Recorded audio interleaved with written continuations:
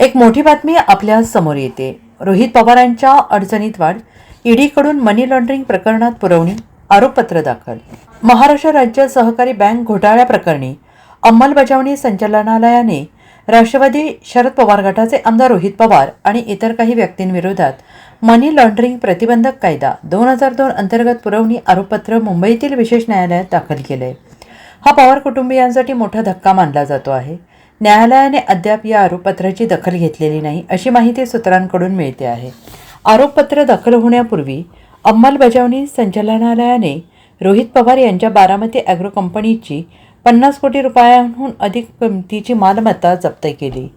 जानेवारी 2023मध्ये ईडीने बारामती ॲग्रोच्या ठिकाणांसह विविध ठिकाणी छापे टाकले. त्यानंतर कर्जत जामखेड मतदारसंघाचे राष्ट्रवादी काँग्रेसचे आमदार रोहित पवार यांना चौकशीसाठी ईडीच्या मुंबई कार्यालयात हजर राहण्यास सांगितले. मार्च 2023मध्ये ईडीने बारामती ॲग्रोच्या 50 कोटी 20 लाख रुपयांच्या मालमत्ता तात्पुरत्या स्वरूपात जप्त केल्या, ज्यामध्ये औरंगाबाद जिल्ह्यातील कन्नड येथे असलेली 161.30 एकर जमीन, एक साखर कारखाना, यंत्रसामग्री, इमारती यांचा समावेश होता. ईडीचा दावा आहे की मालमत्ता मूळतः कन्नड सहकारी साखर कारखाना लिमिटेड कन्नड SSK यांच्याकडे होती, मात्र ती बारामती ॲग्रोने कथित बनावट लिलाव प्रक्रियेद्वारे खरेदी केली. ईडीच्या मते संबंधित मालमत्ता ही गुन्ह्यातून मिळालेल्या रकमेच्या स्वरूपात असल्याने ती मनी लॉन्ड्रिंग प्रतिबंधक कायद्याचं उल्लंघन ठरते. काल आपण सर्वांनी ऐकलंही असेल आणि बघितलंही असेल की ईडीने माझ्या नावाची चार्जशीट ही फाईल केलेली आहे. आता हा कुठला विषय आहे तर MSE बँकेच्या अंतर्गत कन्नड सहकारी कारखाना जो आम्ही 2012 मध्ये घेतला होता बारामती ॲग्रोने, त्या बाबतीत माझं नाव जे ईडीने घेतलं होतं त्याच्या अगेन्स्ट ही आता त्याच्यासाठी ही चार्जशीट आता फाईल केलेली आहे.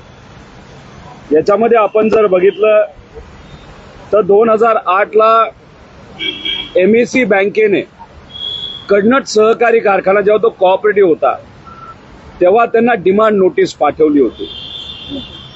त्यानंतर 2009ला परत एकदा त्यांनी त्या ठिकाणी काही गोष्टी कन्नड सहकारी बँकेकडनं मागितल्या होत्या, ज्या त्यांच्याकडनं मिळाल्या नाही आणि कन्नड सहकारी कारखान्याला जे काही लोन MSE बँकेचं प्रलंबित होतं ते रिपे करता येत नव्हतं, परतफेड करता येत नव्हती.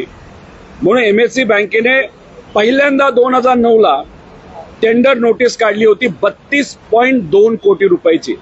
32 कोटी रुपयाचं टेंडर 2009ला पहिल्यांदा आलं. किती लोकांनी भरलं? एका सुद्धा व्यक्तीली, एका सुद्धा कंपनीली ते टेंडर 2009ला भरलं नव्हतं.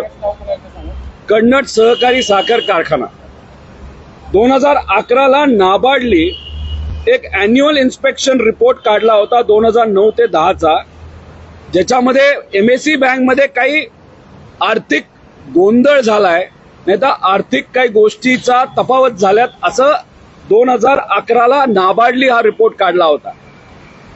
आता 2012ला जर आपण बघितलं, 2011ला हा नाबार्डचा रिपोर्ट आला होता आणि मग त्या रिपोर्टचा बेस घेऊन RBIने निर्णय घेतला की MSE बँकमध्ये जे काही इलेक्टेड रिप्रेझेंटेटिव्ह आहेत, ज्याच्यामध्ये सर्व नेते असतील, काही डायरेक्टर असतील, या सगळ्यांना काढण्यात आलं आणि तिथं हे ॲडमिनिस्ट्रेटर बसवले आले. हे 2011ला झालं. ॲडमिनिस्ट्रेटर म्हणजे कोण? माजी IAS अधिकारी हे नाबार्डली बसवले. मग 2012ला परत एकदा कन्नडचं टेंडर निघालं, ज्याच्यामध्ये 32 कोटीवरनं व्हॅल्यू 45.95 कोटीवर नेली. तेव्हा सुद्धा टेंडर कुणी भरलं नाही. मग 2012 म्हणजे 30/7/2012ला अजून एकदा टेंडर काढलं आणि त्याची व्हॅल्यू 45.95 कोटी ठेवली. म्हणजे पहिल्यांदा 2009ला टेंडर 32 कोटी, दुसऱ्यांदा 2012ला जेव्हा ॲडमिनिस्ट्रेटर आलं तेव्हा ते टेंडर कितीला निघालं? 45.95 कोटी. आणि 2012ला लगेचच काही महिन्यात त्यांनी टेंडर काढलं 45.95 कोटी. असं तीनदा टेंडर काढलं आणि तिसऱ्यांदा ते टेंडर आम्ही भरलं आणि 45.95 कोटी रुपयापेक्षा 5 कोटी अधिकचे देऊन 50.2 कोटी रुपयाला हे टेंडर आम्ही बारामती अॅग्रोली घेतलं. याच्यामध्ये तुम्ही सर्वांनी समजून घ्या, नाबार्डनी जो रिपोर्ट केला होता त्याच्यामध्ये 76 आणि 9 आणि 46 असे काहीतरी 100 लोकांचं नावं त्याच्यामध्ये घेतली होती. 100 लोकांची नावं, त्यात अनेक नेते, त्यांच्या अगेन्स्टचा तो रिपोर्ट होता. आणि ईडीली जी FIR फाईल केली त्याच्यामध्ये या 97 लोकांची नावं आहेत.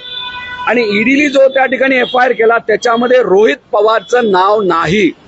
आणि मी जेव्हा कारखाना घेतला होता तेव्हा तिथं कुठलंही इलेक्टेड बोर्ड नव्हतं. म्हणजे तिथं कुठेही एखादा राजकीय व्यक्ती हा MSE बँकेच्या बोर्डात नव्हता. तिथं माजी अधिकारी होते, माजी IAS अधिकारी होते जे RBIला बसवलेले आहेत. आता मग तिथे जेव्हा ते टेंडर माजी अधिकाऱ्यांनी आणि ॲडमिनिस्ट्रेटरनी काढलं, ते टेंडर त्यावेळेस बारामती अॅग्रोली घेतलं होतं.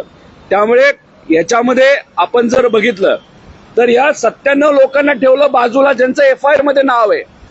आणि मी ॲडमिनिस्ट्रेटर म्हणजे अधिकाऱ्यांच्या काळामध्ये म्हणजे RBIचा जेव्हा कंट्रोल MSE बँकेवर होता तेव्हा मी टेंडर घेतलं आणि मी एकटा अडकलो. नाही तर माझ्या एकट्यावर त्या ठिकाणी कारवाई करण्याचा प्रयत्न हा ईडीच्या माध्यमातून झाला, राजकीय दृष्टिकोनातूनच झाला. अधिकारी बिचारे अधिकारी याच्यात नसतील कारण शेवटी त्यांना आदेश हा पाळावा लागतो. पण जे काय झालं ते फक्त माझा आवाज दाबण्याचा प्रयत्न त्या ठिकाणी सरकारच्या माध्यमातून नाही तर त्यांच्या एजन्सीच्या माध्यमातून झाला. आणि मग ईडीच्या म्हणजे माझं नाव FIR मध्ये नसताना माझं नाव मुद्दामून त्याच्यामध्ये घेतलं. फेब्रुवारी 2024ला दोनदा मी ईडीच्या कार्यालयामध्ये गेलो, 12 तास चौकशी झाली. जी काय माहिती पाहिजे ती माहिती त्यांना त्या ठिकाणी दिलेली आहे. जे काय त्यांनी बघायचे ते तिथं बघितलेलं आहे. अनेक वेळा कारखान्यावर सुद्धा ते आलेले आहेत. माझा कारखाना हा सिम्बॉलिक ताबा हा ईडीचा आहे, पण कारखाना ताब्यात माझ्याकडे आहे, तो अजून सुद्धा मी चालवतो. कुठल्याही शेतकऱ्याला त्या ठिकाणी अडचण येणार नाही. आणि काल चार्जशीट जी फाईल केली ती का केली, कारण का त्यांना मर्यादित वेळेमध्ये चार्जशीट ही फाईल करावी लागते. Bureau report SBN Marathi.